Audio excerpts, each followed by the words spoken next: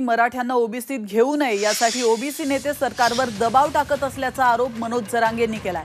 मराठ्यांवर अन्याय होत असेल तर आम्ही उठाव करणारच असा इशाराही त्यांनी जालन्यात बोलताना दिलाय। छत्रपती संभाजीनगरमध्ये वंचितनं जी बॅनरबाजी केली त्यामुळे नाराज नाही, प्रकाश आंबेडकरांबद्दल सुरुवातीपासूनच आदर आहे असंही त्यांनी यावेळी म्हटलंय।